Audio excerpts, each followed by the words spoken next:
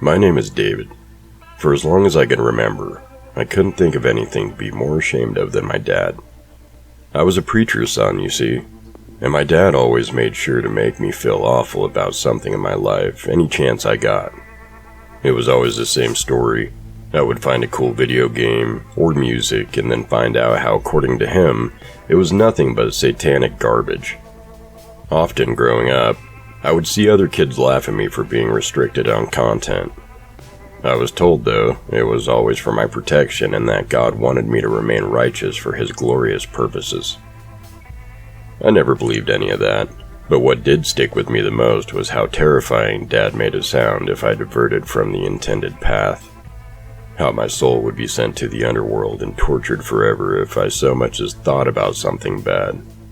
Sin was a constant worry of mine until my early 20s, or as I like to call them, my enlightenment years. I suddenly realized that all the mumbo-jumbo my dad was spinning was mostly based on tradition, and I started asking some very tough questions that he couldn't answer.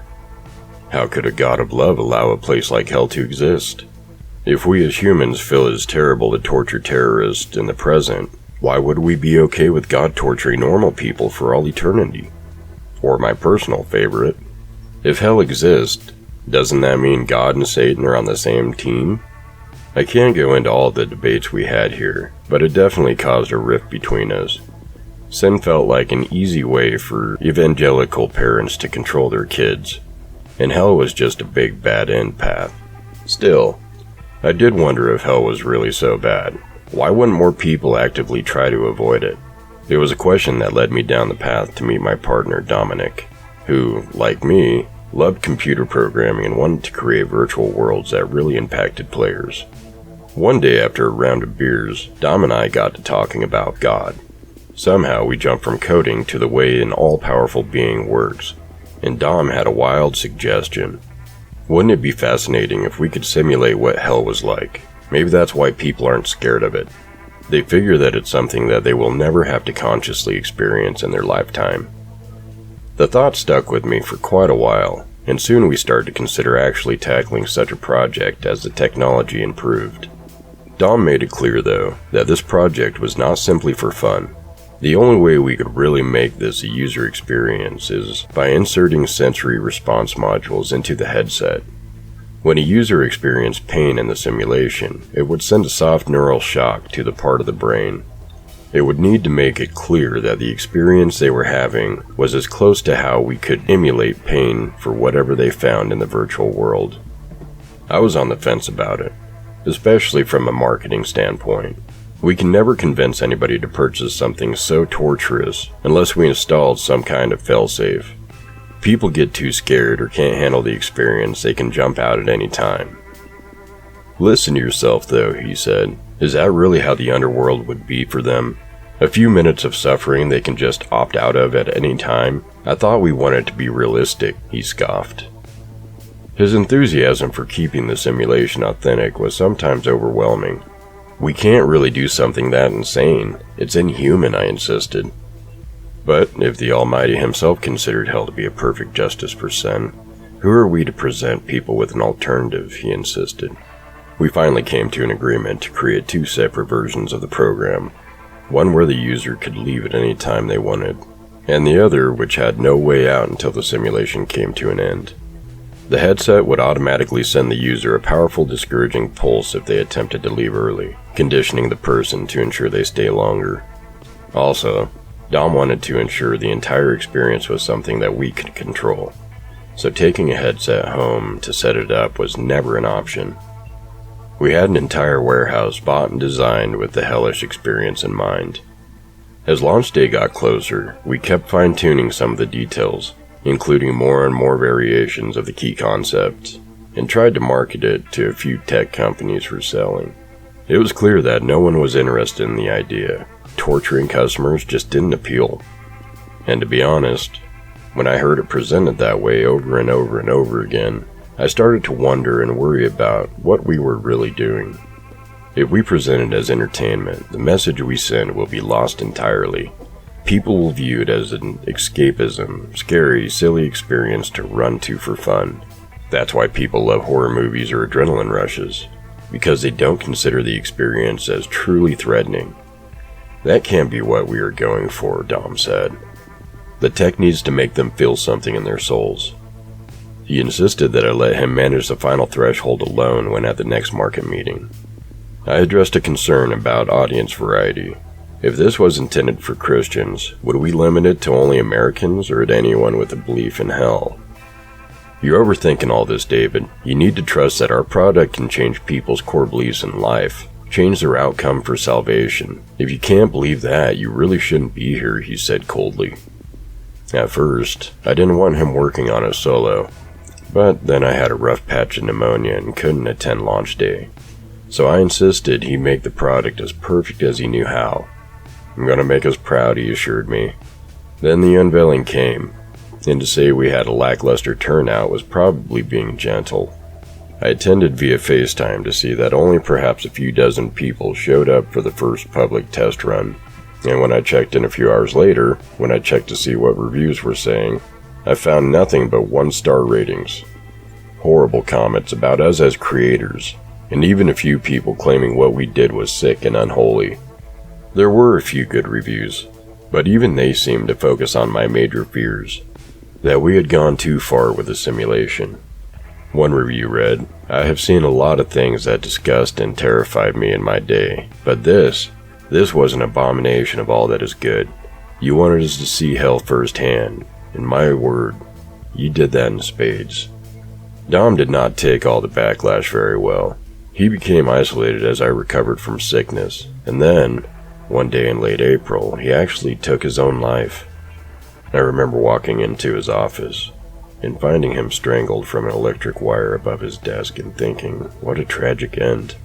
Then I saw his note and discovered the troubling thoughts that had led him to choose this path. It read, "David, I wish I'd listened to you and not followed my ambitious spirit. I believe somewhere along the way the devil himself must have recognized what potential I had and infused me with a dark desire to push the envelope. And I have done that in our final product. I tested the product myself a few days before launch, and I've been too frightened to tell anybody the results. But now that I've left this life, likely trapped in my own hell, I must tell you the truth."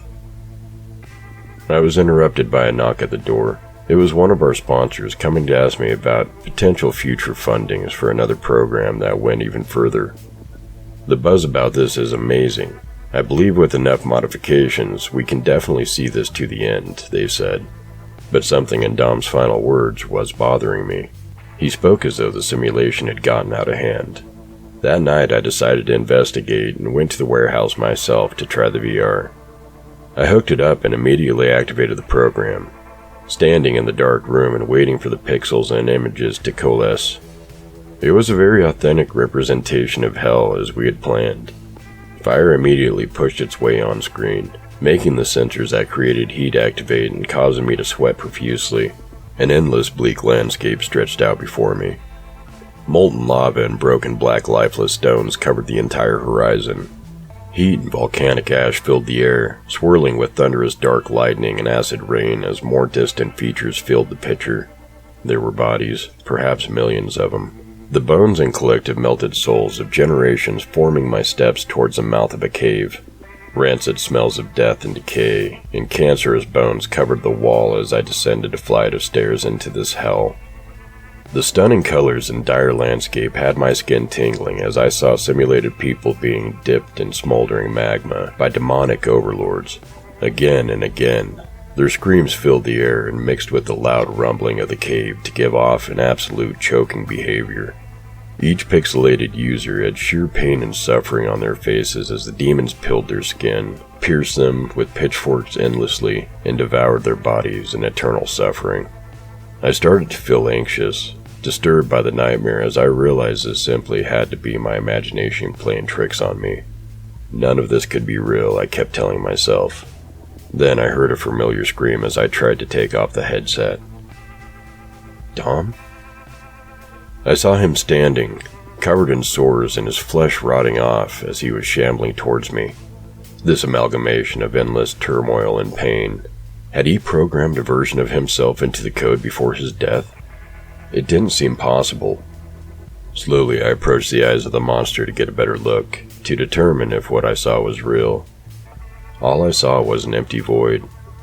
"Redeem yourself," the cursed body said, right as I was inches from his body. It was a warning, I realized. "It's too late for my sinful body, but you must save yourself. Destroy this horrible program. Treat it as if it never existed," he said. He touched my skin. It burned, and I screamed as it demanded to tell me the awful truth. We thought we can control hell, but playing the devil's advocate also opened up a gate. Where it stands is no simulation. The door between our world and the next is forever attainable. Unless you destroy this, me and all the sinners here will never be freed. We are prisoners of our own dilemma, he said. I pushed the headset off, hardly able to breathe as I looked down at my arm. The mark was there. The experience within the simulation was actually real. This was hell incarnate, and those people who have risked coming here may never leave. I frantically tried to shut the warehouse down, but soon found that not only would that result in crippling debt, but it would be pointless. Dom had gone behind my back and made a deal to keep it open for business for the next 6 months with a local software company. They would provide enough of the headsets and other specs necessary, and he would ensure that the virtual hell remained open. I told myself there wasn't a reason to panic at first. After all, I had managed to escape this bizarre nightmare. Surely others could too, but I was just fooling myself. In the weeks to follow, those who used our program slowly were driven mad to the point of self-harm. Others wound up in comas. Their minds turned to complete mush, as even after they left the virtual world, it left such a lasting impression on them. I tried to ignore the taunting demons that circled my thoughts for as long as I could. Truly, I didn't want to ever see such a place again. But I know because of this abomination that I helped create, hell is precisely where I will go when I'm gone. Perhaps it's where I deserve to go. I do not know what will happen to the tech once I am gone from this world. My hope is that it gets destroyed, but something tells me that now that the gate has been opened, there is no going back. I truly mean it when I say that I hope God has mercy on those souls.